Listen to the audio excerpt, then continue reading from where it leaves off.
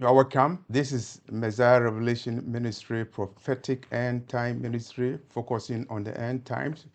Today we are going to use the opportunity to talk about Africa in the end times and how the Lord is going to use Africa in the end times.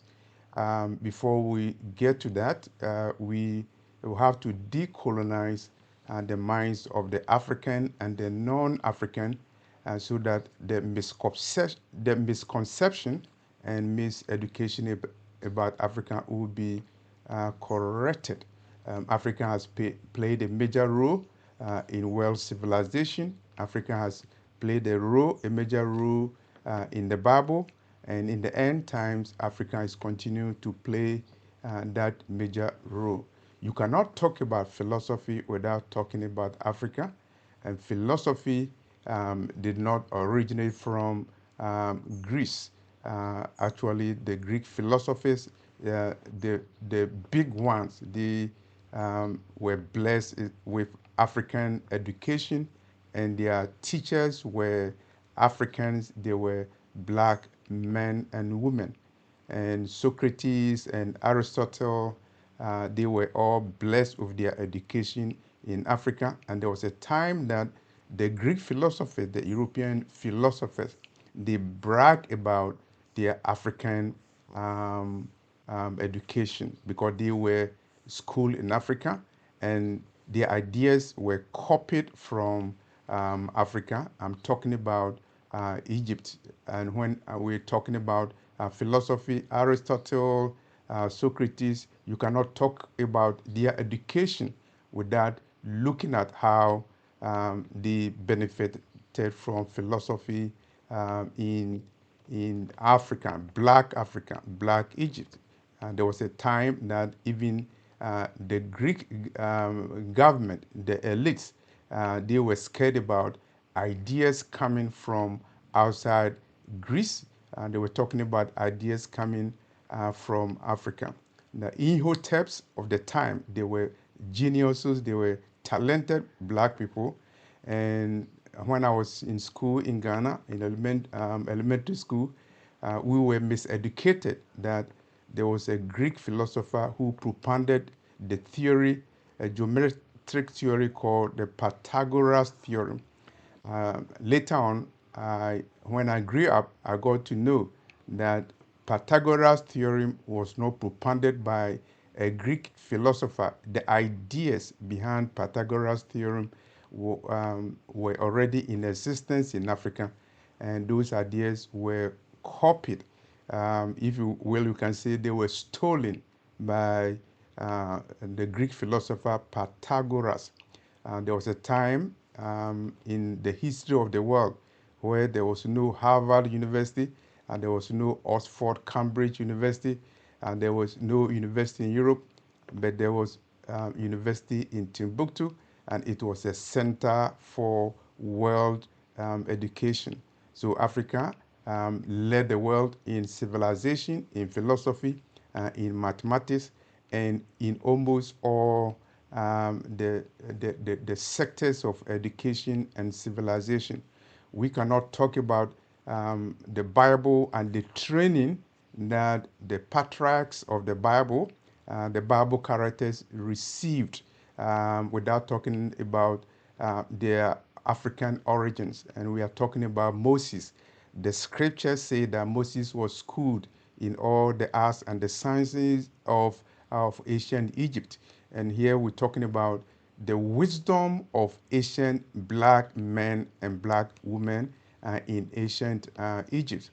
And here we are talking about Moses. We are talking about the training that Moses got from his father-in-law, Jethro, a Midian. And the Bible scholars believe that they were black people. And so here we are talking about Moses educated in the arts and the sciences of the pharaohs, black pharaoh. And when we're talking about Egypt, we are talking about a black civilization. And we are talking about the pharaohs who were black. And we can mention the name of the black pharaoh. We are not even talking about an Egyptian black pharaoh. We are talking about a Nubian pharaoh who was black, and he was a warrior. And thanks to the prophet Isaiah, his name is immortalized in the Bible. His name is written in the Bible. The Nubian pharaoh of Egypt, King Tahaka. He was a great warrior. He was a Nubian. And when we say somebody was a Nubian, we are not saying he was an European. We are not saying he was an Asian. We are saying he was a black man, a Nubian brother with a Nubian features, if you will, with Negroid features. So the pharaohs were black. The great pharaohs of Egypt were black. Archaeological records show they were black, and history has been rewritten, has been distorted by those who want to distort the history and the contribution of Africa. And here we are talking about why there is that misperception about Africa at the time when the Lord is going to use the continent in the end times. It's all related, I believe, to the movement, the Black Jesus movement. A lot of people are scared. They are uncomfortable when people are talking about a black Jesus. And so for even for the Jews in Israel, the greatest movement that they fear, it is not the Iranian movement. It is the black Jesus movement. They consider young black men in America as a threat because they are leading the movement. Black Lives Matter, Black Jesus Matter. But they have forgotten that the early European churches, they worship black images in the Bible. We are talking about the Black Madonna in Europe and even in America and other parts of the world. We are talking about the icons, the biblical icons that are black, those that are hidden, and thanks to recent developments, the icons in Russia shows that the biblical images who were painted as white men and women, they were black people. And they cannot even conceal the black images in the Bible. They cannot use St. Peter's Basilica to conceal the black images in the Bible. They can do all the paintings, and they can bring excuses about why the statues are changing. They can bring excuses about why the pharaohs in Egypt are losing their noses.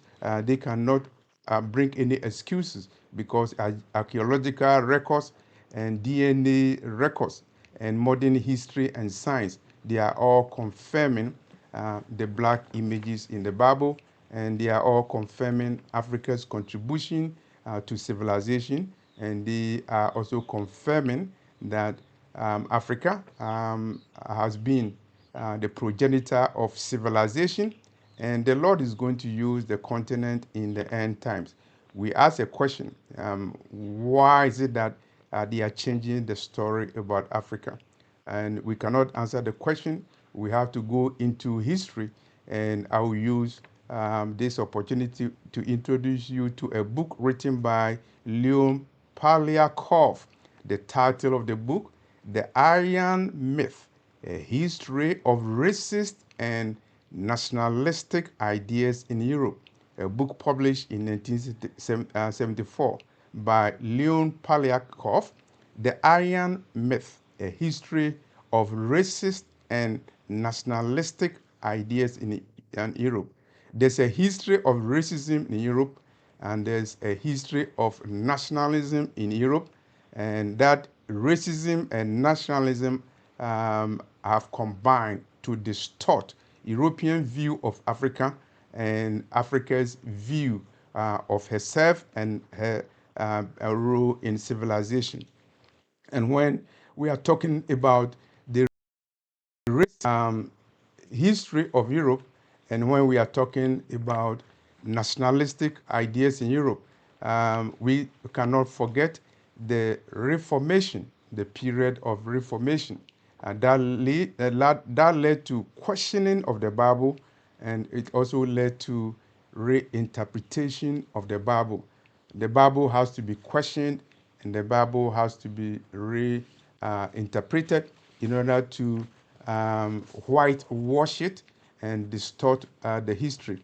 And so, as a result of the Reformation, as a result of the questioning of the Bible and reinterpretation of the Bible, we get to the issue about Noah. And as a result of the reinterpretation of the Bible, the blessings of Noah are conferred on Europeans. And they came out of a curse of Canaan, a curse of Ham. It is put on black people. And here we are talking about how the racist and nationalistic ideas in Europe even led to slavery and the justification of slavery. The argument is that the descendants of Ham were already enslaved by Europeans to fulfill a Noah curse. They misinterpret the Bible, and they argue that Noah curse applies to all black people, and so slavery did what the Bible mandated, that the descendants of Ham who were cursed, according to their theory, should be enslaved to fulfill the Noah curse. And we are also talking about a history in Europe, a racist history, a nationalistic history, the period of the Renaissance, and that led to um, European culture, European cultural hegemony and supremacy taking over Christianity. And here we're talking about both the Catholic Church and the Protestant Church, and they combine together, and they justify slavery and slave trade on the basis of the Renaissance. And here we are talking about how the Europeans led slavery and slave trade and justify the enslavement of Africans, all in the name of the Bible. And at this time, the tables will turn, and the Lord is going to use the continent of Africa to fulfill the end time objectives of Elohim himself. And so Africans need to be empowered, and they need to decolonize their minds, and they need to see the Bible not through the prism and the lenses of the Aryan race and the racist ideas and the nationalistic ideas that came into Europe.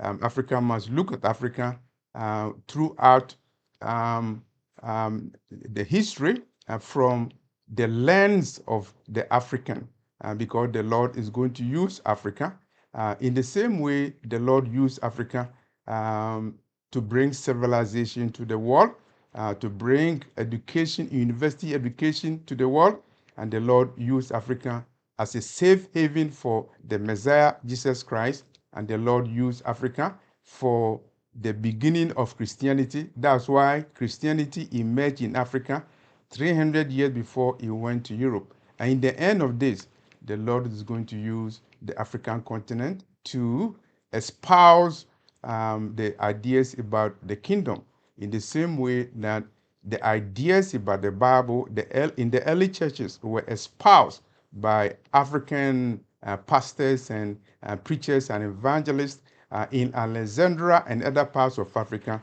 before Christianity went to Europe 300 years later. And so this is a time for decolonization of the minds of the African, so that the African will be empowered spiritually and physically to carry on the mantle, the end time assignment that the Lord is going to use to pave way for salvation, not only for Africans, but salvation for all people in the world. So thank you for watching this video. This is Africans time, and the Lord you use the continent. The Lord you use the continent in a mighty way Meanwhile, you need to decolonize your mind if you are an African, because you cannot carry on the mantle of the Lord when your mind has been Europeanized and your history has been distorted. And so we are taking off the lens from your eyes. And then we are putting you in history. We are putting you in ancient Egypt, ancient Black Egypt. We are putting you in the Bible where you belong.